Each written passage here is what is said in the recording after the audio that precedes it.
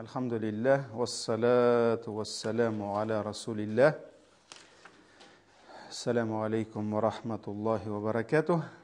Bizning axloq darslarini boshlab jibardik. Ikkinchi dars. Ham biz sizning bilan aytdik, söylashdik endi darslarimiz hadislarga, suyukli payg'ambarimiz sallallohu alayhi va sallamning bizga qoldirgan zo'r merosi hadislarga negizlanib borashaq dedik. Ham o'zgan darsda biz sizning bilan eng birinchi o'tgan hadis payg'ambarimiz sallallohu alayhi vasallam eng ko'pchilik kishini jannatga narsa kiritadi degash, ol ikki aybirni aytdi. Shulay bit. Narsa bo'ldi endi ol? Taqvolik, Alloh bilan orani tuzu ham ko'rkam xuluq dedi. Shulay bit. Andan so'ng endi biz sizning bilan aytdik, suyukli payg'ambarimizga eng yaqin bo'lgan, onun ko'ngilina eng yaqin ham qiyomatda anga o'rni bilan eng yaqin bo'lgan kishi orag'izdan eng ko'rkam axloqli bo'lganig'iz dedi. Shunga ko'ra axloqimiz buzilgan sayin suyukli payg'ambarimizdan yiroqayamiz. Yaxshirgan sayin yaqinayamiz. Shulay bit. Andan so'ng aytdik endi axloq ul Alloh taolo kishiga bergan zo'r qurol dedik. Qurol degan so'z endi zo'r kuch.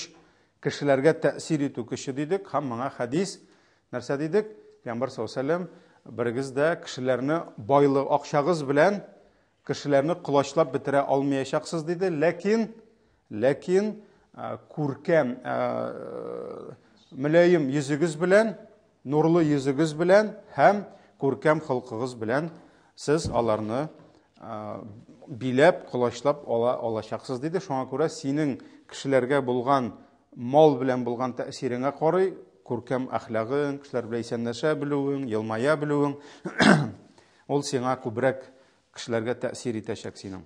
Andan so'ng endi biz sizning bilan ish duo men hali ani yozarga ulgurmadim, bu mening g'ayib.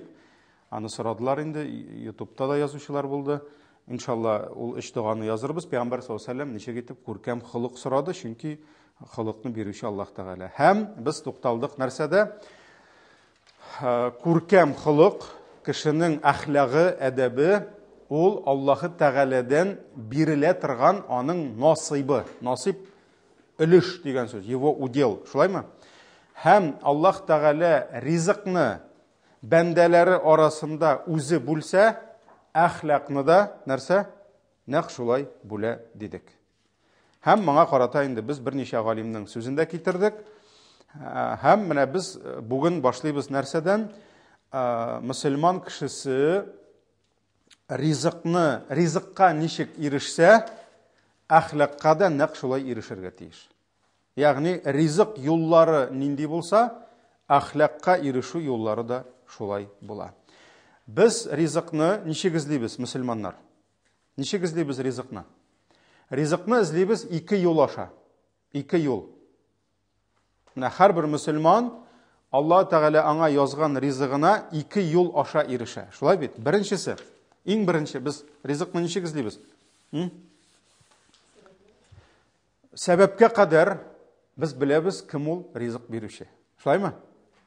Alloh taolaning bizga belgili bo'lgan 99 ismining birisi Ar-Razzaq.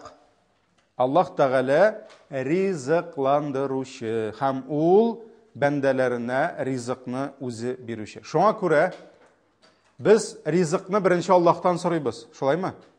Chunki biz bilamiz Alloh taolo senga rizq berishga tilamasa, butun dunyo tilasa-da bir luqma degan so'z ish barmoq bilan olina turgan rizq. Alik bitinde qoloq bo'lmagan. Shulaymi? Shunga ko'ra o'shaganlar barmoq bilan. Payg'ambar sollallohu alayhi vasallam rizq az bo'lganda bigrakda butun qulluğunuz bilan kirmagiz degan, ish barmoq bilangina, ya'ni azraq olgiz degan kishilarga qolsin uchun.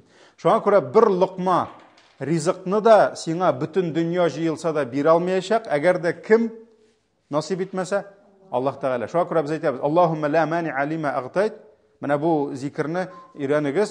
Ol Payg'ambar sollallohu alayhi vasallam uni namozdan so'ng ayta turgan bo'lgan ham sahobalarni o'rgatgan. Allohumma la mani'a lima a'tayt va la mughtiya lima mana'at va la yanfa'u zal jaddi minkal jadd. Ya Rabbim, Allohumma la mani'a lima a'tayt, ya'ni sen kimgadir narsanidir bersang, аны ул әйбердән беркем дә мәхрүм итә алмый. Әгәр дә син кемгәдер бер ризыкны теләсәң, субханалла, бөтен дөнья ул ризыкны туктатырга теләсә дә, нәрсә? Туктата алмаячак. Вала мугтия лима манагт. Ә кемне син нәрсәдәндер мәхрүм итсәң, кемгәдер нәрсәнедер тыйсаң, аны беркемдә нәрсә бирә, аңа бирә алмый. Вала янфагу дал джадди минкал джад. Һәм синнән башка бер генә бер көч, мал, дәрәҗә иясе дә бер нинди дә файда китерә алмый. Шуңа күрә без моңа инандык һәм иң беренче без шуңа күрә ризыкны сорыйбыз Аллаһтан, Аллаһка юнәләбез, җиңеллек сорыйбыз, шулаймы? Җиңеллек сорыйбыз, Раббым үзең ризык юлларны ачсаң иде, хәлал кәсепләр бирсәң иде дип сорыйбыз үзебезгә, балаларыбызга һәм Аллаһ Тәгаләгә тәвәккәл кылабыз. Шулаймы? Тапшырабыз. Аллаһ мине ризыкландыра, ул миңа юлны үзе ача дип. Шуннан соң керешәбез. Бу беренче юл булды. Икенчесе нәрсә? Аллаһтан өмет итәбез, Аллаһтан сорыйбыз, Аллаһка тапшырдык, тәвәккәл кылдык. Хәзер нишлибез?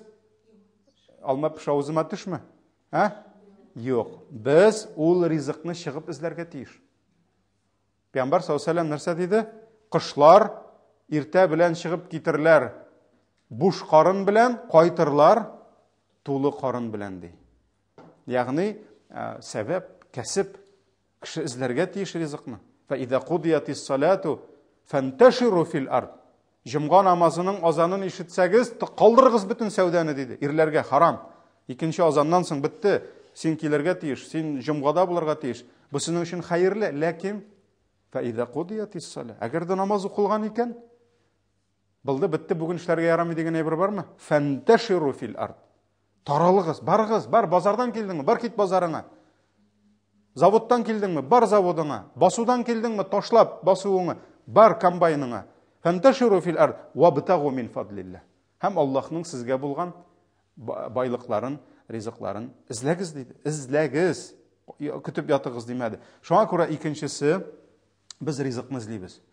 Biz rızıkны izleybiz. Biz rızıkны кәсеп итәбез. Allah Тәгаләнең шәригате хәлал кылган юллар аша. Шулаймы?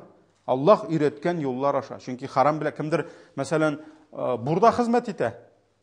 Ул саклап торганда изли кемне урларга. Шулай бит инде.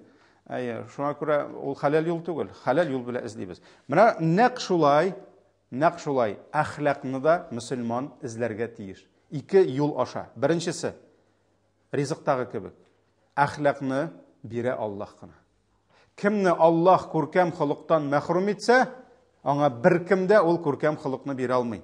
Шуңа күрә Аллаһ сакласын, балаңны да, шәкертеңне дә, синең тәрбия астыңда булган кешене әгәр Аллаһ мәхрүм итә икән тауфиктан, ярылсаң да, ватылсаң да, сынсаң да, нәрсә?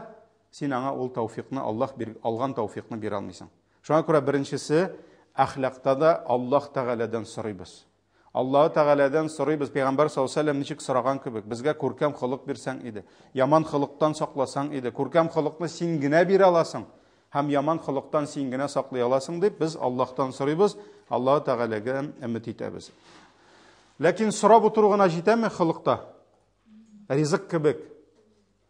Караватка менеп, мич башына менеп, дуга кылып, хәзер ризык килә дип яту ярамый. Эшләргә, хезмәт итәргә, сәбәпләрен керешергә. Әгәр дә ярты капчык бодайың бар икән, бакчаңны казып, басуыңны казып, ул бодайыңны, бодай бөртекләрен салырга кирәк. Шулай бит, көз көне өметең булсын өчен инде. Менә шуның кебек, я Раббым, миңа күркәм хылык бир, Раббым, күркәм хылыкны син генә бирәсең дип дуга кылу җитми. Кеше әхлакны кәсеп итәргә тиеш. Кәсеп итәргә, ягъни әхлак өчен көрәшергә тиеш. Ул үзенең нәфесен белән көрәшергә тиеш әхлак өчен. Әле моңа тагын иншалла кайтырбыз, Аллаһ Тәгалә насип итсә. Шуңа күрә ризыкны Аллаһ Тәгалә биргән кебек, әхлакны да Аллаһ бирә. Ризыктан мәхрүм иткән кебек, әхлактан да Аллаһ мәхрүм итә. Һәм нәрсә? Шуңа күрә бит инде Пәйгамбәр саллаллаһу алейһи ва сәллямнан һәрбер хәерле сыйфат Аллаһтан бит инде, шулай бит. Шуңа күрә Пәйгамбәр саллаллаһу алейһи ва сәллям балаларны үпкәнне күреп, бер гарәп берәү әйтте бит. Нәрсә, 10 балам бар диде, берсендә үпкәнем юк диде. Пәйгамбәр саллаллаһу алейһи ва сәллям нәрсә диде? Нишлимсең инде? Аллаһ йөрәгеңнән рәхимлелекне алгач ди. Аллаһ бирмәгән сиңа рәхмәтен, рәхимлелек ди. Ни өчендер инде? Шулай бит.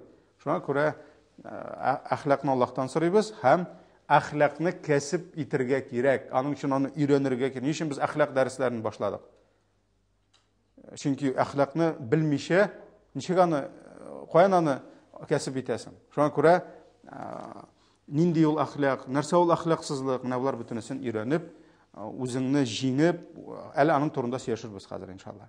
Киттек алга таба. Хадисләрне дәвам итәбез.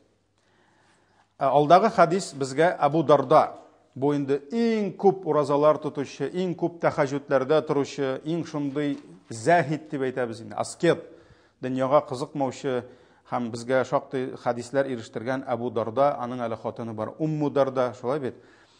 Тапшыра Пәйгамбәрбез саллаллаһу алейһи ва саллям әйтте: "Ма мин шәйин афқалу фил мизани мин хуснил хулуқи."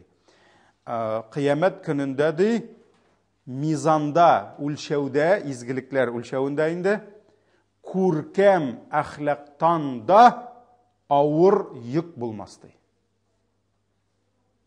Күркәм әхлактан да авыр изгелек мизанда булмас диде Пәйгамбәр саллаллаһу алейһи ва саллям. Бу хадис Абу Дауд риваятында килә, моны сахих хадис дип әйттеләр. Шулай ук Имам Тирмизидә килә, шул ук хадис, ләкин башка бераз рәвештә Пәйгамбәр саллаллаһу алейһи ва саллям әйткән: "Ма мин шәйин юдау фил мизани", кыямәт көнендә үлчәүгә салыначак хәерле эшләр арасыннан ди, күркәм әхлактан да авыррагы булмас ди. Карагыз. Демәк, күркәм хулук бу кыямәт көнендә иң зур, иң авыр, безгә бит авырлыгы кирәк, шулаймы? Гынахларыбызны басарга. Иң авыр йөкләрнең берсе, изгелекләрнең берсе күркәм хулук булыр ди. Фа инна сахиба хуснил хулуqi la yablughu bihi darajata sahibi sawmi was-salati. Һәм дәвамында Пәйгамбәр саллаллаһу алейһи ва саллям әйтте: "Күркәм хулук иясе ди." Кем ул күркәм хулук иясе? Күркәм әхлакка ирешә алган кеше ди, ул кыямәт көнендә ирешер нинди дәрәҗәгә? Күп уразалар тотучы һәм күп намазлар укучы дәрәҗәсенә ирешә алыр дигән бу Имам Тирмизи риваятында килә, сахих хадистә. Менә бу инде шулай күрсәтә. Күркәм әхлакның дәрәҗәсен. Карагыз, кыямәт көне синең каршыңа чыгарып куйдылар мәвазинул кист. Аллаһ Таала Коръәни Кәримдә әйтә, гаделлек үлчәүләрен ди. Үлчәүнең бер ягына куелыр, аны хәтта күз алларга була, ике якта ике тәлинкәле дип. Шулай бит, чөнки савытлары дип килә инде, ләкин Аллаһ кына белә нинди була. Бер якка куячаклар изгелекләр, бер якка куячаклар безнең гынахларыбызны. Һәм әлбәттә без инде өметләнәчәкбез, безнең изгелекләребез авыррак килер дип. Шулай бит. Һәм менә кыямәт көнендә кешене иң нык сөендерә торган, үлчәүгә карап торганда, аның үлчәүен изгелекләр ягында иң авырайта торган гамәлләрнең берсе нәрсә? Ул да булса кешенең күркәм хулкы. Димәк, әгәр дә кеше күркәм әхлаклы була алса, әлхәмдүлилләһ, кыямәттә ул аңа зур шатлык китерәчәк һәм ул нинди савап алачак? Көндезләрен ураза тотучы, төнләрен тәһаҗҗүдтә торучының дәрәҗәсенә ирешәчәк диде. Менә монда инде сорау туырга мөмкин. Ничек инде кайбер кешеләр әйтәләр, кеше бит үзенә файдалысын эзли. Шулай бит инде, менә Пәйгамбәрбез әйткәндә, әдәпле булсаң да җитә дигән. Чөнки әдәпле булсаң, әхлаклы була алсаң, намазлы, уразалы буласың ди. Беренчедән бу фарызга кагылмый. Монда сүз бара фарыз турында түгел. Фарыз ураза, фарыз намаз икенче урында иманнан кала. Шулаймы? Ураза ул аннан соң бара. Шуңа күрә фарыз уразаны, фарыз намазны бер нәрсәдә алыштырмый. Пәйгамбәр саллаллаһу алейһи ва саллям безнең арабызда иң күркәм хулуклы булды. Әбу Бәкр хулуклы булды, ләкин алар намаз вазифасы төштеме алардан? Юк. Шуңа күрә син дөньяның иң әдәпле, иң күркәм хулуклысы булсаң да, синең бу бер намазыңны да алыштырмый укымаган. Чөнки намазның үз урыны. Монда сүз бара нәфилләр турында. Нәфил, өстәмә уразалар һәм өстәмә тәһаҗҗүдләр. Шуның савабы турында бара. Димәк, әгәр дә кеше күркәм хулукка ирешә алса, һәм шул хулкын сакласа, нинди савап була аңа? Көндезләрен ураза тоткан, төнләрен тәһаҗҗүдтә торган савап бара. Ләкин бу да мин әдәпле, миңа инде нәфил уразалары тотмасам да ярый дигән сүзме? Юк. Мин әдәпле, мин күркәм холыклы, кешеләр белән аралаша беләм. Кешеләр миннән бик разый, тәһаҗҗүдкә тормасам да була, андай бер юк. Ләкин икенче ягы бар. Икенче ягы бар. Әгәр дә бер кеше көндезләрен ураза тотып та, төннәрен тәһаҗҗүдләрдә торып та, әхлагын төзәтә алмаса, аның ул уразаларыннан яки төнге тәһаҗҗүдләреннән файда да булмаска мөмкин. Ни өчен? Чөнки Пәйгамбәр саллаллаһу бер кеше сорау бирде: "Я Расулалла, менә бар шундый хатын-кыз диде, ялгышмасам хатын-кыз дип килә, көндезләрен уразада, төннәрен тәһаҗҗүдтә, ләкин күршесен рәнҗетә" ди. Ягъни кычкыра, акыра, бакыра, анда нитә, нәрсәдер эшли, тагын гайбәтен сөйли. Пәйгамбәр саллаллаһу алейһи нәрсә диде? "Ла хайра фиха", ул хатында хәерлелек юк, һәм ул утта булыр ди. Ул җәһәннәмдә булыр ди. Ул бит инде, беләсезме, һәрбер әйбер ул бәйләнгән. Мәсәлән, синең намазыңның сыйфаты, синең намазың шундый сыйфатлы булып, уразаң сыйфатсыз була алмый. Чөнки монда сыйфат ясасаң, бу синең моны сыйфатлы итәргә ярдәм итә. Шуның кебек, әгәр дә син уразаларыңны тотып, ураза бит ул нәрсә? Ул бит ризык һәм ичемлектән тыелу гына түгел. Әгәр дә кемдер синең белән әрләшә башласа, талаша башласа, әйт, мин уразада дип әйт. Шулаймы? Бу нәрсә? Бу әхлак. Ураза синең әхлагыңны төзәтә. Кешеләр булган мөнәсәбәтеңне төзәтә. Алдамаска өйрәтә, әрләшмәскә, кычкырышмаска өйрәтә. Дорфалык, әдәпсезлек, менә бу грубостьтан сине тыя. Шул ук тәһаҗҗүдләрең Аллаһ Тәгаләгә якынайган сайын, әле хәраңа күчәбез. Синең иманыңның нуры арткан сайын әхлагың да арта. Иманыңның нуры сүнгән сайын әхлагың да сүнә. Шуңа күрә алар бөтенесе взаимосвязаны. Алар шуңа Пәйгамбәр саллаллаһу алейһи аның ураза тотмаса да була димәде, ләкин уразасының файдасы әллә ни юк. Аның димәк уразасы да шундый инде аның. Әгәр дә ул гайбәт сөйләп нитеп йөри икән, аның инде уразасы да ачтыруы. Шуңа күрә ул хатында хәерлелек юк, ул җәһәннәмдә диде. Менә бу да күрсәтә, кыямәттә, димәк, иң хәерле эшләрнең берсе, үлчәүдә эш авыррак булган сайын, димәк, аның изгелеге дә күбрәк, хәерлеге дә. Бу күркәм холык. Ләкин күркәм холык җиңеләй бер түгел. Шулай бит? Алга таба киттек. Алдагы хадис. Кешенең иманының нуры күбрәк чыккан сайын, аның әхлагы да яхшырак булырга тиеш. Кешенең иманы белән бергә әхлагы килә. Һәм кешенең иманының нуры сүнгән сайын, нәрсә эшли? Аның әхлагы да сүнә. Пәйгамбәр саллаллаһу алейһи әйтте. Бу хадис түгел. Абу Хурайра радиллаһу анһу тапшыра. Пәйгамбәрбез саллаллаһу алейһи ва саллям әйтте: "Акмалул муъминина иманан ахсанухум хулука." Сезнең арагызда иманының нуры, иманының яктылыгы камилрәк булган сайын, камил совершенность, шулаймы? Иң камил булганы ди, арагыздан әхлагы иң күркәм булганыгыз ди. Димәк, иманның нуры арткан сайын нишли? Кешенең әхлагы да нәкъ шулай яхшыра. Ва хайрукум линисаихим.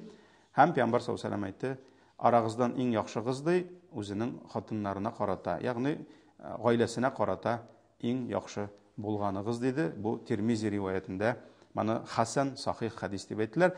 Һәм моның дәвамы Гайшадан килә. Шундый ук хадис Пәйгамбәребезнең хатыны Гайша тапшыра. Пәйгамбәр саллаллаһу алейһи әйтте: "Инна мин акмалил муъминина иманан ахсанухум хулуқан ва алтафухум би ахлихи." ди. Дөрестлектә ди, сезнең арагызда иманы иң камил булганыгыз ди. Кайсыгыз ди? Әхлагы иң күркәм булганыгыз ди. Һәм үзенең гаиләсенә карата иң йомшак мөнәсәбәттә булганыгыз ди. Бу Тирмизи риваятында килә. Менә бу хадистә күрсәтә безгә нәрсәне күрсәтә? Галимнәребез әйтте, менә бу хадис безгә күрсәтә шуны ди: кешенең күркәм холкы ул аның иманының показателе. Кеше тaqvallohi ва хуснул хулук, шулаймы? Аллаһ белән ара төзәлгән сайын төзәлергә тиеш аның кешеләр белән булган мөнәсәбәте. Шуңа күрә дөрес түгел. Кеше Аллаһка якынайган сайын, яки ниндидер гыйбадәтен төзәткән сайын, аның каядыр нәрсәдер җимерелүе. Мәсәлән, ул Аллаһка якыная, әти-әнисеннән ярагая. Мәсәлән, әти-әнисенә булган хөрмәте, изгелеге, мөнәсәбәте какшый кими. Бу дөресме? Юк. Яки мәсәлән, Аллаһка якыная, туганнары белән арасы бозыла. Алай булырга тиеш түгел. Син Аллаһка якынайган сайын, синең иманның нуры арткан сайын, синең кешеләр белән булган мөнәсәбәтең дә артырга тиеш. Һәм менә бу хадис, менә ике хадис безгә күрсәтә шуны. Иманы камил булган сайын, арагызда иманы иң камил булганыгыз, әхлагы иң күркәм булганыгыз ди. Шуңа күрә иман белән бәйле кайбер кешеләр, кайбер егетләребез, бигрәк тә яшьләр, алар они не правы. Алар дөрес әйтмиләр. Главный иман ди. Җәннәткә керер өчен иман кирәк ди. Әхлагы аннан соң ди. Иман үзе генә була алмый. Карагыз. Арагызда иң күркәм әхлаклы булганыгыз, иманда да иң камил булганыгыз ди. Менә шуңа күрә андый хадисләрне китерергә була. Димәк, синең әхлаксызлыгың, күркәм әхлагың күрсәтсә иманыңны, синең әхлаксызлыгың күрсәтә нәрсәне? Синең иманыңда булган проблемаларын. Шулай бит? Димәк, иманыңның ышануың булса да, синең димәк иманыңның нуры юк.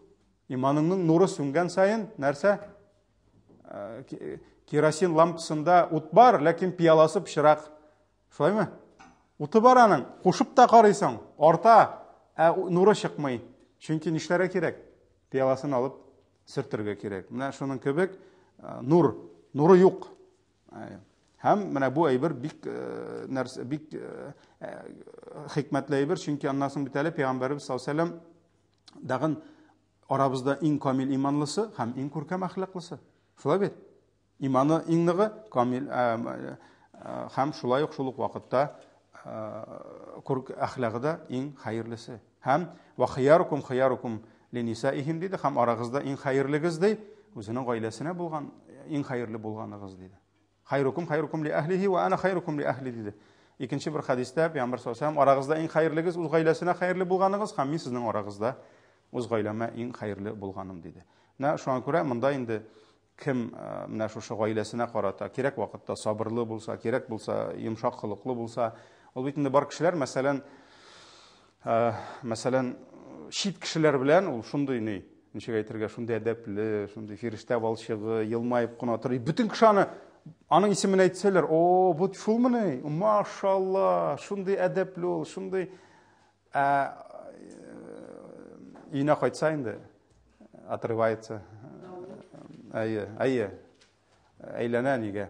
Менә шуңа күрә ул бит ничек әйтергә, сахабалар алар урамда басу ничек әйтер? Басу түгел, ни була инде? Поле брани дип әйтмәкче булган идем. Сугыш кырында алар арыслан булганнар. Алар кылыч белән каты булганнар. Гаиләгә кайткач, алар берсе дә арыслан булып йөрмәгән. Так строится все дип тегеләй булай дип. Алар йомшак булганнар.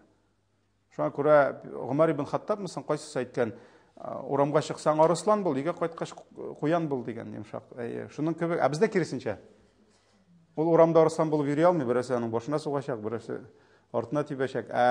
Кайткач инде арысланга әйләнергә маташа инде. Менә шуңа күрә киресенчә булырга тиеш. Пәйгамбәр саллаллаһу алейһи ва сәллям әйтте, мин арагызда үз гаиләмә иң хәерле күркәм булганым. Менә шуңа күрә димәк, нәтиҗә бу ике хадистән чыгарабыз. Әхлакның сыйфаты иманның сыйфаты белән бергә йөри. Алай була алмый. Машалла, Аллаһка иманы нык, тақвалыгы нык булып, әхлагы нәрсә? Бызык кеше була алмый. Алай булырга тиеш түгел. Чөнки иман белән әхлак бик каты бер-берсенә бәйләнгән. Киттек алга таба. Шулай ук әхлакның зур дәрәҗәсен күрсәтә торган хадис, моны безгә Абу Хурайра радиллаһу анһу тапшыра, Пәйгамбәрбез саллаллаһу алейһи ва сәллям әйткән: "Иннама бу'ithtu ли утаммима салихал әхлак." Икенче бер риваятта килә: "Ли утаммима макаримал әхлак." Пәйгамбәр саллаллаһу алейһи ва сәллям нәрсә дигән? Мин Җибәрелдем бу җир өстенә дигән фақат бер генә, менә шундый мәгънәдә инде җөмлә, фақат кешеләрнең бары тик бер генә максат белән кешеләрнең әхлакларын матурлар өчен. Кешеләрнең әхлакларын ничек әйтергә, камиллеккә ирештерү, чтобы усовершенствовать нрав людей ди. Карагыз, Пәйгамбәр саллаллаһу алейһи ва саллям нинди җөмлә әйтте? Иннама бу'ithtu, ягъни мин җибәрелдем. Аллаһ Тәгалә мине җибәрде шуның өчен генә ди. Әлбәттә, Пәйгамбәр саллаллаһу алейһи ва саллям аның өчен генә килмәде. Ул безгә бер Аллаһка чакырды, гыйбадәтне чакырды, башка сыйфатлар. Ләкин карагыз, Пәйгамбәр саллаллаһу алейһи ва саллям әгәр дә шушлай дип әйткән икән, димәк, аның бу дөньяга килүенең иң зур максатларының берсе нәрсә? Ул кешеләрнең әхлагын камиллеккә ирештерергә тиеш. Камиллеккә ирештерергә тиеш. Шуңа күрә, менә монда сорау туа. Иң әхлаклы кешеләр, иң әдәпле кешеләр, совершенство, благонравие кайчан булдылар? Пәйгамбәребезнең сахабалары. Это был эталон нравственности. Чөнки Пәйгамбәребез без посредников, аларны каршыларына утыртып 23 ел аларга нәрсә? Нинди фән укытты? Башка фәннәр белән бергә ул аларга әхлак укытты. 23 ел, уйлап карагыз. Мәсәлән, әгәр дә бер профессор килеп әйтә икән безгә, мин 10 ел укыдым, 15 ел укыдым, 20 ел укыдым медицинаны мәсәлән. Ул бит инде чыннан да ул үзенең өлкәсендә чыннан да зур галим. Шулай бит инде. Пәйгамбәр саллаллаһу алейһи ва саллям пәйгамбәр булып, пәйгамбәрдән дә көчле педагог була аламы? Пәйгамбәрдән дә көчле тәрбияче була аламы? Юк. То есть ул бүтән педагогиканы, бүтән методикаларны ул бит илаһи методика белән укытты. Шулаймы? Мәсәлән, без әйтәбез, Европада шундый бер кеше бар икән, ул нравственность турында китап язган икән дип. Менә аның үзенең методикасы бар икән дип, педагогикасы бар икән дип. Монда илаһи мугъҗизави методика белән, Коръән белән ул 23 ел тәрбияләде. Шуңа күрә Пәйгамбәр нәрсә диде? Хайрул куруни карни диде. Кешелек тарихында иң хәерле буын минем буын диде. Аннарысын, алардан соң киләчәк диде. Ягъни ул бит инде воспитал лучшее поколение, шулаймы? А ул лучшее поколение воспитало үзләреннән соң лучшее поколение, но они оказались худшие. Чөнки булар уже бит пәйгамбәр түгел, сахабалар тәрбияләгән. Тегеләрне пәйгамбәр тәрбияләгән, ә буларны уже сахабалар тәрбияләгән. Ә буларның шәкертләрен сахабаларның шәкертләре тәрбияләгән. Чем дальше, тем хуже. Бер нәрсә шәп булмый. Шуңа күрә, әгәр дә без эталон нравственностины беләсебез килсә, менә без сахабалардан эзләргә тиеш. Әлбәттә, беренче пәйгамбәребездән, аннарысын сахабалардан, Аллаһ алардан разый булса. Шуңа күрә Пәйгамбәр саллаллаһу алейһи ва саллям нәрсә диде? Мин килдем шуның өчен генә диде. Кешеләрнең әхлакларын югары дәрәҗәгә. Менә башка әйбер турында ла әйтмәде бит. Мәсәлән, ниндидер башка сыйфатлар булырга мөмкин. Шулай бит инде. Анда батырлык, анда ниндидер тагын кирәкле сыйфатлар, ләкин юк. Бөтенесен акыллы итер өчен дә димәде. Шулай бит инде. Бөтенесен гыйлемле итер өчен дә димәде. Хәтта ул гыйлем бит инде бөтенесе дә. Ләкин әйтте, кешеләрдә иң күркәм әхлак тәрбияләр өчен мин килдем ди, һәм ул аны эшләде. Хәтта бу 7нче гасыр. 7нче, 8нче гасыр. Алар безнең кебек партлар артында утырмадылар. Алар безнең кебек брусчаткаларда йөрмәделәр. Алар безнең кебек бәлки утюкланган күлмәкләр киеп йөрмәделәр. Значит, әхлак уланда гына түгел. Шулай бит. Ләкин алар чиста да булдылар, пак да булдылар. Алар күрешә дә белделәр. Алар хәлдә сораша белделәр. Алар үз-үзләрен тота да белделәр. Өлкән буынны да хөрмәт итә белделәр. Астагыларны да кимсетмәделәр. Ирләрдә хатын-кызларга карата хөрмәт, хатыннарда ирләргә карата хөрмәт. Ул бит инде һәрбер нәрсә менә шушы Пәйгамбәр саллаллаһу алейһи ва саллям калдырган мәдрәсәдә укытылды һәм өйрәнелде. Пәйгамбәрбез галейһиссалату вассалам, димәк, кешеләрне чакырды күркәм хылыкка. Һәм шуның белән бергә кешеләрдә төзәтте нәрсәне? Әхлаксызлыкны төзәтте. Ягъни бер яктан бит инде яхшы әхлакны бирергә кирәк, икенче яктан әле аның бит кирәкмәгән хылкы бар. Шулай бит кешенең нәфсеннән, шайтаныннан килгән аларны бит бетерергә кирәк. Бетерергә кирәк. Мәсәлән, кешеләрдә күркәм хылык, мәсәлән, шул мисал белән инде матур йөз, елмая белү, ягымлылык мәсәлән тәрбияләргә кирәк. Шул ук вакытта ниндидер дорфалык, шундый бер әдәпсез кешеләрне, аларның әдәпсезлекләрен бетерергә кирәк. Катылыгын бетерергә кирәк. Шулай бит инде. Шуңа күрә Пәйгамбәр саллаллаһу алейһи ва саллям нишләде? Кешеләрне күркәм хылыкка чакырды, өйрәтте һәм ямсыз, хәерсез әхлакларны төзәтте. Менә монда ул ике методика кулланды. Ике юл. Каулан ва фи'лан. Беренчесе сүз белән аңлатып, кешегә сөйләргә кирәк. Кешегә аңлатырга кирәк. Шулаймы? Икенчесе нәрсә белән? Гамәле белән. Действиеме. Гамәле белән. Ничек итеп Пәйгамбәрбез саллаллаһу алейхи ва саллям өйрәтте сүз белән. Әгәр дә сөйкле Пәйгамбәрбездән безгә мирас итеп калган әхлак мәсьәләсендә, әдәп мәсьәләсендә хадисләрне өйрәнә башласаң, җәмәгать, аның шуна кырына чыгып булмый. Бик күп насихатлар калдырды. Бик күп хадислар калды Пәйгамбәрбездән күркәм әхлак мәсьәләсендә, матур әдәп мәсьәләсендә. Ничек итеп ул Пәйгамбәр саллаллаһу алейһи ва саллям безгә нәрсә ул күркәм хылык сөйләде? Күркәм әхлакның тәфсилләп аңлата. Чөнки бит әле әхлак тугына түгел. Бу бит әле безнең кырышылыш. Без бит әле китабыбызга әтияни хакы, туганлык хакы, ятимнәр, оялчанлык, анда гыйлем алу әдәпләре, остазга хөрмәт, шәкерткә хөрмәт. Ул бит огромный мир әхлак. Шулай бит инде. Шуңа күрә Пәйгамбәр саллаллаһу алейһи ва саллям менә буларның бөтенесен безгә аңлатты.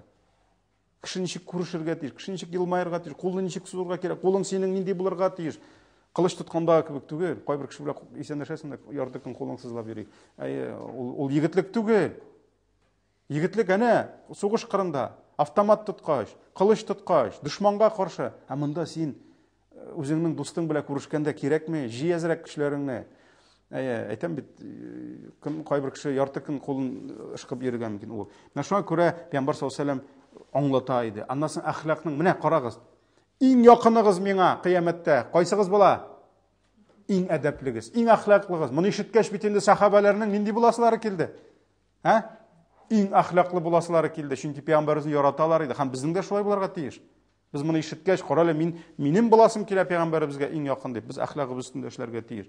Үлчәүгә иң авыр куелачак. Менә бу бит инде нишләтә безне? Мотивация. Шулаймы?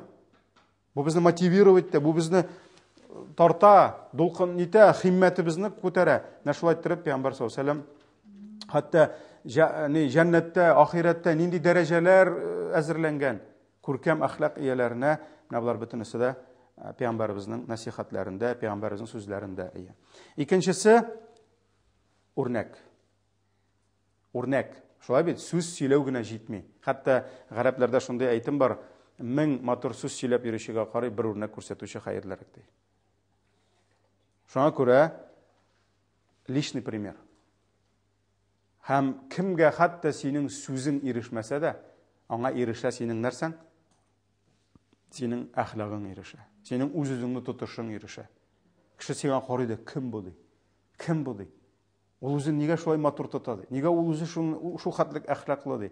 Нигә ул шул хәтле игътибарлы ди? Нигә ул шул хәтле мәрхәмәтле ди? Нигә ул бөтен җирдә беренче ди, яхшылыкта ди, изгелектә ди? Нигә мин аның әшәкелеген күрмим ди? Нигә ул сүгенми ди, мәсәлән? Ирләрдә инде ул күп инде. Шулай бит, мәсәлән, бөтен кеше сүгенә, ул сүгенми. Бөтен кеше урлый, ул урламый. Булар алдый, бу алдамый.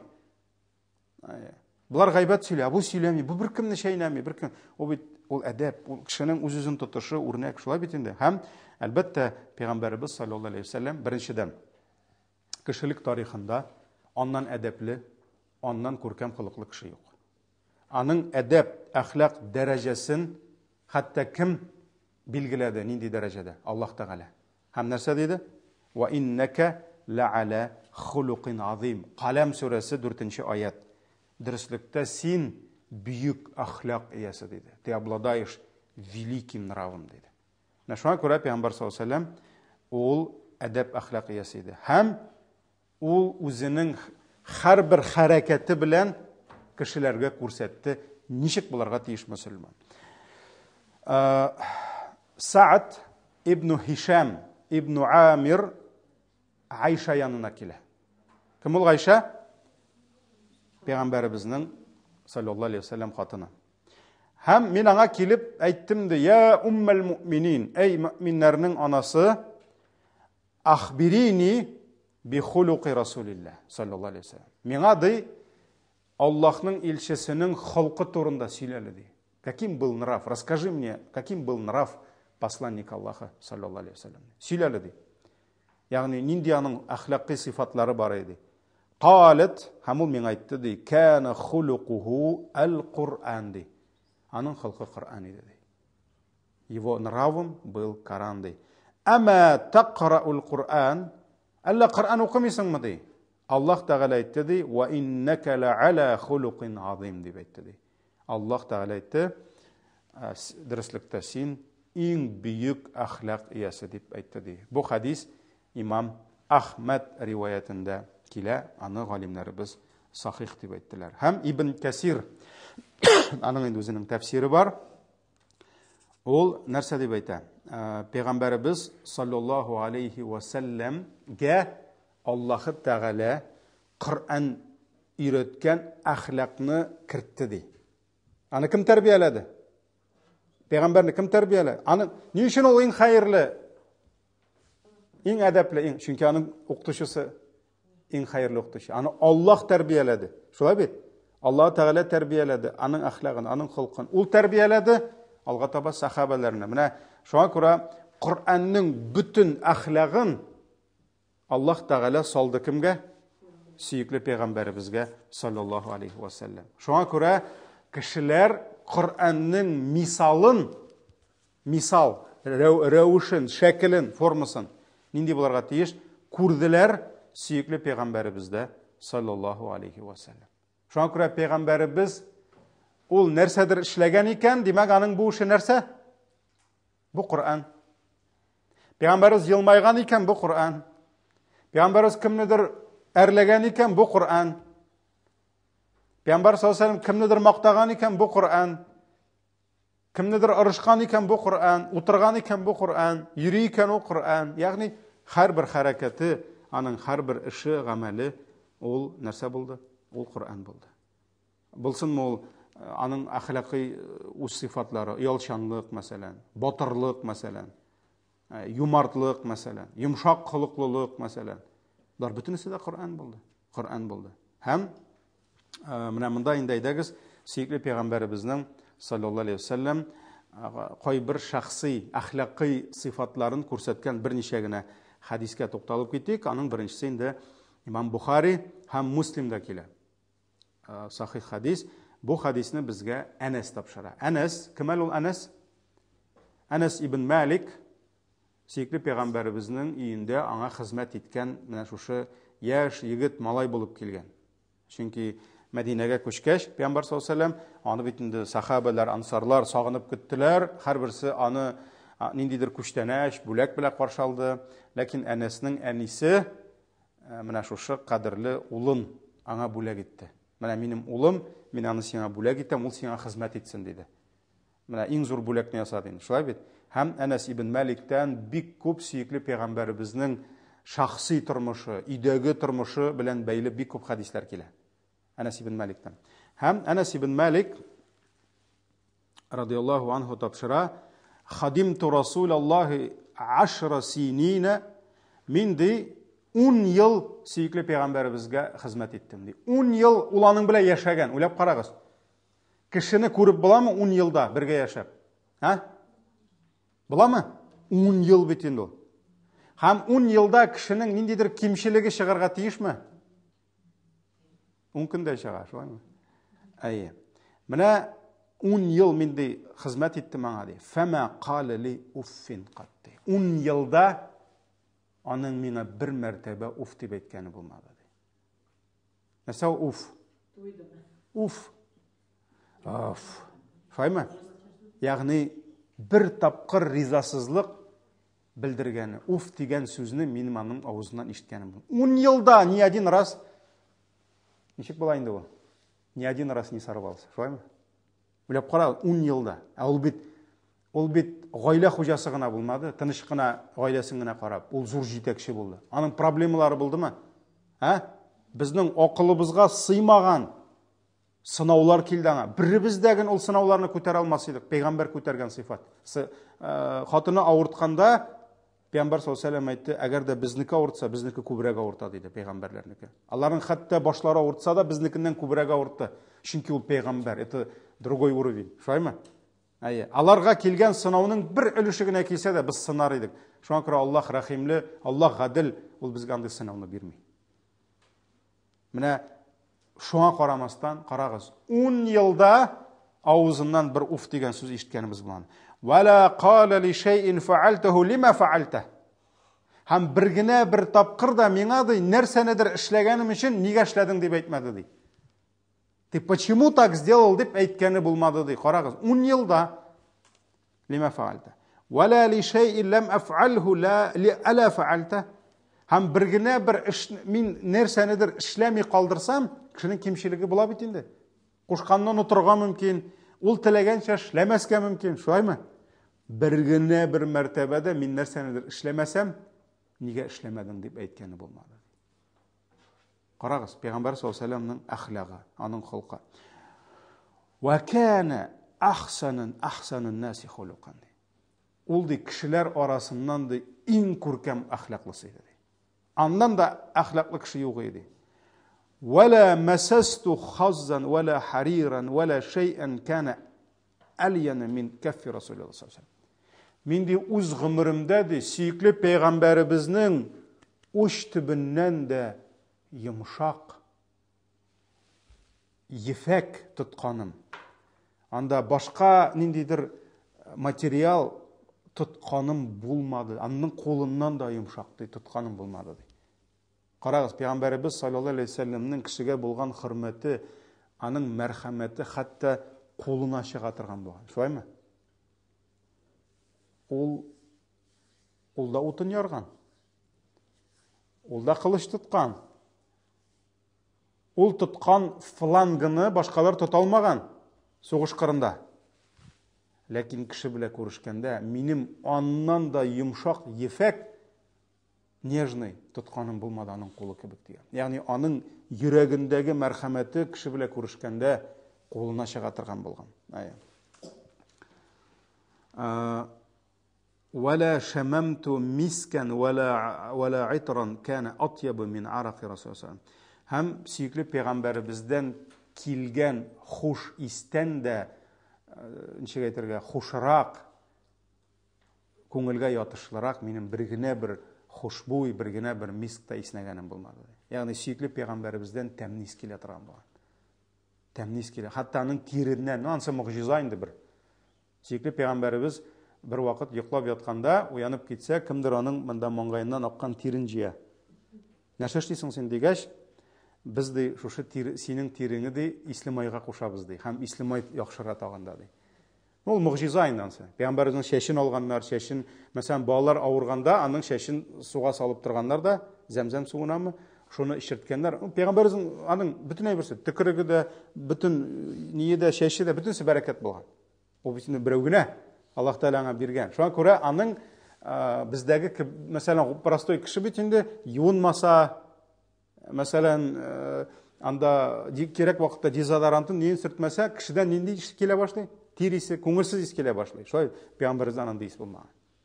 Пейғамбарымыздың хатта тири дәгін аның болған мисктан да хошырақ. Шундай сифатлар берген. Жәннәттәге кебеген, шулаймы?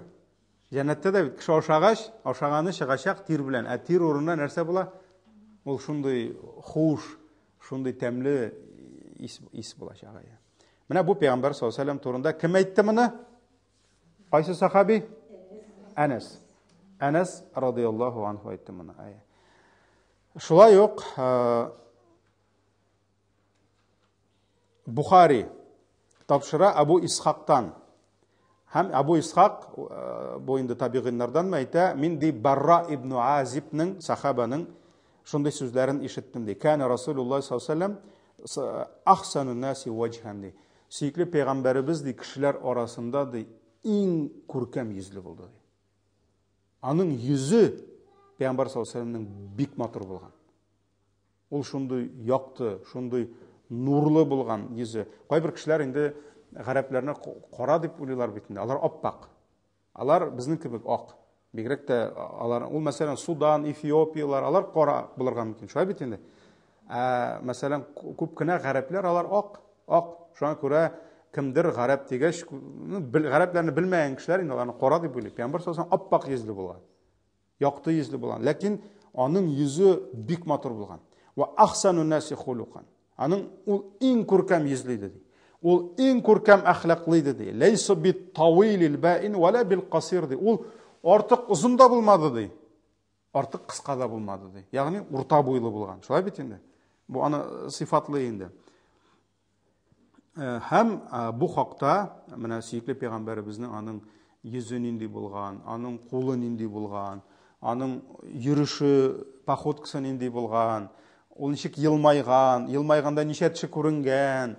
Булар бөтенесе бар, бөтенесе сахабада. Бунда бер кем турында да андый мәгълүмат юк, пәйгамбәребез турында булган. Шуңа күрә кешелек тарихында әгәр дә әйтик күп кенә менә бу дөньяви тарихта калган лидерларны, патшаларны, императорларны әгәр дә без инде бүген рәссамнар, художникларның пиросы аша, каләме аша күрсәк, пәйгамбәр турында бер сүрәттә калмады. Чөнки исламда сүрәт юк, шулай бит инде. Ләкин без менә шушы аның сахабалары аны тасвирлап калдырган хадисләрдән без күз аллый алабыз сөйкле пәйгамбәребез нинди булган. Ләкин менә шуны гына әйтәсем килә, сөйкле пәйгамбәребезнең ничек әйтергә, аның йөзен күреп кенә күпме кеше дингә килгән. Пәйгамбәрне үтерергә барганда җир өстендә аннан да минем өчен хәерсез кеше юк иде, ләкин аның йөзен күргәч, пәйгамбәребезнең кем икәнен күргәч, минем өчен җир өстендә аннан да сөйкемле, аннан да хәерле кеше булмады дип. Шуңа күрә тагын бер хадис өлгерәбез әле. Моны Имам Ахмад Айшадан тапшыра. Айша радиллаһу анха тапшыра, пәйгамбәребез саллаллаһу алейхи ва саллямды бер кашанда бер генә бер хезмәтчесенә дә кул күтәргәне булмады ди. Ул кешене кыйнамады. Ул кешегә кул күтәрмәде ди. Бер кашанда ул бер хезмәтчесенә кул күтәрмәде ди. Бер кашанда хатын кызга кул күтәрмәде ди. Һәм ул ди бер кашанда бер кешегә кул күтәрмәде илля мәгәр Аллаһ юлында җихадтан башка ди. Әлбәттә җихадка чыкса, угын алыпмы, сөңгесен, кылычын алыпмы, ул сугышты. Ул барыгыз сугышыгыз, мин монда дуа кылып торам дип әйтмәде. Шулай бит инде. Ул үзе дә беренче сафларда булды. Ләкин бер кашанда бер кемгә дә ниндидер гаибе булган өчен, анда ниндидер хатасы булган өчен ул кул күтәргәне булмады ди. Һәм әгәр дә аның каршында выбор, ихтияр торса, һәм ике әйбернең аның икесе дә аңлашаса, ул аның җиңелрәген ала иде. Ягъни ул авырайтмады. Әгәр дә, мәсәлән, аның каршында ике решение бар, бер мәсьәләдә, берсе авыр, берсе җиңел. Икесе дә хәләл. Пәйгамбәр саллаллаһу алейһи ва саллям җиңелен сайлаган. Ул үзе махсус авырын эзләп йөрмәгән. Ул җиңелен сайлый иде ди. Шуңа күрә Пәйгамбәр саллаллаһу алейһи ва саллям да яссиру ва ла тугассиру дигән. Җиңел әйтегез, авыр әйтмәгез дигән. Шулаймы? Баширу, радуйте людей, ва ла тунаффиру. Не отталкивайте от себя дигән. Нәфрәтләндермәгез, кешеләрне сөендерегез дигән. Шуңа күрә Пәйгамбәр саллаллаһу алейһи ва саллям әгәр дә ике әйбер тора икән аның каршында, сайлар кайсысын сайларга? Ике, мәсәлән, бу проблеманы ике төрле итеп хәл итеп була. Әгәр дә гөнаһ булмаса, ул аның җиңелен алган ди. Әгәр дә кайсыдыр бер эштә юлда гөнаһ булса, ул бу гөнаһтан иң ярак кеше иде ди. Булды, ул гөнаһтан качты ди, иң ярак кеше иде ди. Һәм ул бер кашанда бер кемнән дә үзе өчен үч алмады ди. Он никогда не мстил за себя. Карагыз. Бер кашанда сөйкле пәйгамбәребез үзе өчен үч алмаган. Менә бу кешенең бәләсе. Кемдер аны кимсетә, кемдер аны рәнҗетә, кемдер аның хакына керә һәм ул нишли? Ул аңа дошманлык башлый, ул аңа үч ала башлый. Һәм ул аны ала үзенең минен, нәфесен тынычландыру өчен. Алимнар әйтәләр, если самый достойный из всех людей никогда не требовал возмездия за себя, то кто ты такой, дип әйтәләр галимнәр. Кимсең син? Пәйгамбәрдән үстен булдыңмы әллә? Пәйгамбәр бер кашанда үзе өчен үч алмады. Пәйгамбәрнең кырында Гомәрләре, Әбу Бәкерләре, башкалары кылычлар тотып торалар. Кемне әйтсә эләктереп алып киләләр. Ләкин пәйгамбәребез бер кашан, бер кемнән үзе лично үзе өчен үч алмады. Кирәк булса, үч алу Аллаһ юлында алды. Аллаһ өчен алды, үзе өчен алмады. Әгәр дә лично кемдер аны кимсетсә, рәнҗетсә, пәйгамбәр аңа тимәде. Хотя ул самый достойный. Шулаймы? Шуңа күрә галимнәр әйтәләр, үзең өчен кемнедер үч алар алдыннан сорау бирде. Син әллә пәйгамбәрдән яхшыракмы? Пәйгамбәр булып, пәйгамбәр үч алмаган. Әллә син аннан яхшы. Менә бу кешенең әхлагы. Шулай бит? Бу кешенең тәрбиясе. Шуңа күрә бер кашанда үзе өчен алмады ди. Ләкин Аллаһның харамнарына кирелсә генә ди. Ягъни, әгәр дә зулымлык кылынса, Аллаһның харамнары эшләнсә генә, ул Аллаһ өчен генә ала иде ди үчне. Бер кашанда үзе өчен алмады ди. Менә шуңа күрә бу инде безнең әхлак мәсьәләсендә булган бүгенге хадисләребез. Раббым Аллаһ иншалла дәвам итәрбез, бәлки инде юк әле. Тагын әхлак турында әле бер-ике эшләрбез була икән. Аннан инде алга таба аерым әхлакларга кайтырбыз. Раббым безгә хәерле әхлак бирсен. Хәерсез халыклардан, ямсыз халыклардан Раббым безне, гаиләләребезне, якыннарыбызны үзе сакласын. Субханакаллаһумма бихамдик, ашһаду ан ла илаха илля анта, астагфирука ва атубу илейк. Ассаламу алейкум ва рахматуллаһи ва баракатуһ.